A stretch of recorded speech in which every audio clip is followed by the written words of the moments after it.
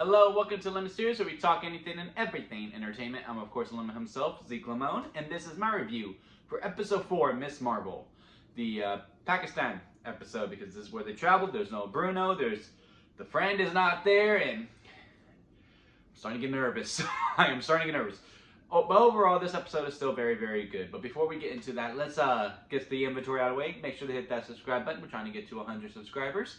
And hit the like button to help the revenue of this video. And comment below on what your thoughts were on Episode 4 of Miss Marvel. So yeah, this is the Pakistan episode. And this is where they go to visit the grandmother. And Kamala gets some more answers. And, and some more questions. Basically is the gist of this whole entire episode. I have always been back and forth on the mother. Like sometimes like, okay, that was a little too harsh. And sometimes like, yeah, she's just being a mom. This is where like it became clear with her whole, how she is to Kamal and all that. Because it's how her mom kind of treats her. And there's already this little history between them, and I get it now. So basically, I'm just like, okay, I understand her. So now I appreciate the mother a lot more. And that moment that they have together, spoilers, by the way,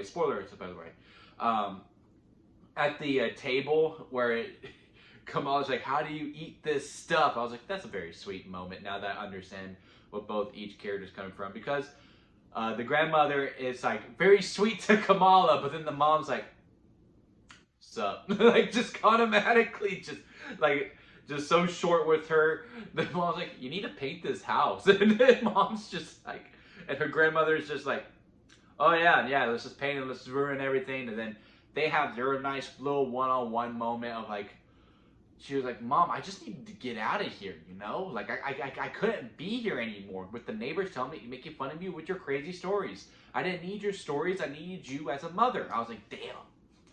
Some good shit. Well, Kamala is on a side quest, and the only thing I would have liked more of is like, and this is very nitpicky. This is very, very, very nitpicky of like how she gets there every morning. Like, we don't really need it. We don't. But it would have been nice to like just have a quick explanation of how she's able to get out, because like the mom has, no worries whatsoever. And I'm assuming she just thinks she's with the cousins all the time, but she's always hanging out with the red daggers. And I'm just like, just kind of wanted the, like, the cousins to be like, hey yo, we got you. Grandma let us in on what's going on. But now they just kind of disappear after, I guess they're still getting coffee with their friends. I was like, huh, okay. But that's like very, very nitpicky. Also, the other thing that's kind of a little nitpicky, but also I feel like is needed, is how Kamala's developing with her powers. We're kind of skimming over to that. And I feel like with this being a coming of age story, that's essential to the story of it. Like when she's fighting, I don't remember, the main Red Dagger, I'm sure everyone, I loved him. I like their dynamic. I'm still Team Bruno. I'm still Team Bruno. But I do really like the guy with the red mask. He is super cool, and their dynamic bouncing off of each other is very, very, very good as well. They have very good quick one-liners. Kind of reminds me of young Pepper Potts, not young Pepper Potts and Tony Stark, but that first and second Iron Man movie where it's just quick. It kind of reminds me of that. Still Team Bruno, but I will be remiss if I did not admit they have excellent chemistry. It's like just like how she's able to she was able to keep her own. Like, yeah, sure, he's just shooting daggers, and she has like actual powers, but at the same time, where she learned all this is just by instinct. I would like the line to explain all that. It is kind of more explained like when the big action set piece, which was freaking awesome, when the Jinn show up. Also, they got there way too fast. I'll say that's the only like actual criticism that I have that I think is valid. They got there way too fast. I was just like, man, it's supposed to be a 15-hour.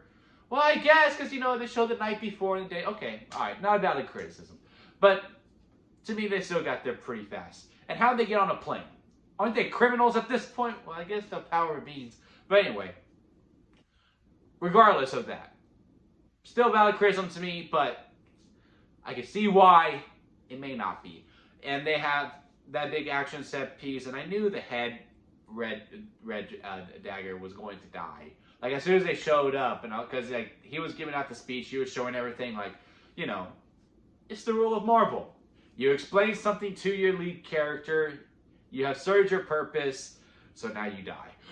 I have noticed that trend. I'm noticing the trend of all the Marvel shows so far now, because episode 4 always gets left on a cliffhanger, leading into something emotional.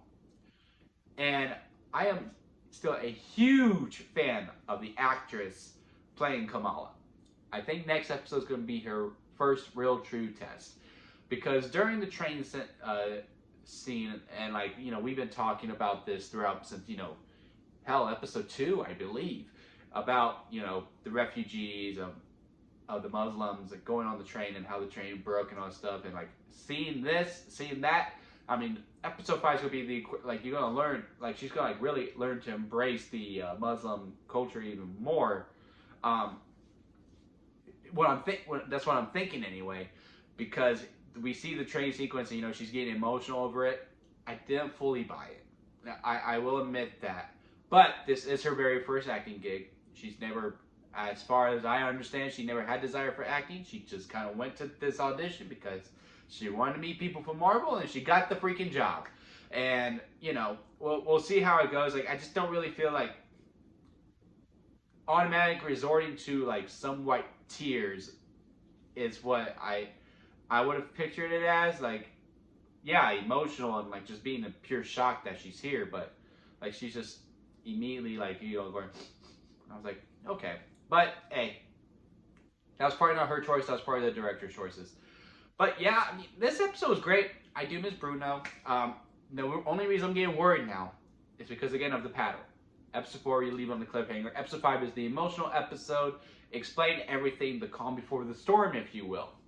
I hope episode 5 is split into 2 and it's not just focused extremely on Kamala. I hope we do get some Bruno stuff with our actual supporting cast and going through and them rehashing through those things, because we still need to get to her other friend who found out her secret in episode 3, how she's dealing with that. And I'm just worried that we're going to save it all for episode 6. It's just going to be like, hit the go button again, and we're just going to have another Rush Marvel ending. But some people like that, and I'm probably just a minority of it. But yeah, those are my thoughts on Miss Marvel episode 4. What are your thoughts on it? Comment below, let me know once again, and also hit that like button and hit the subscribe button if you enjoyed me. Again, I really liked the episode. I just, you know, I'm having trust issues with the Marvel shows. They always start off really good, and now we're getting closer to the end. I'm just like, oh, come on. Please stick this landing, because I've been really enjoying this one. But yeah, that'll be it for me, guys. I'll see you here next time at Limit Studios.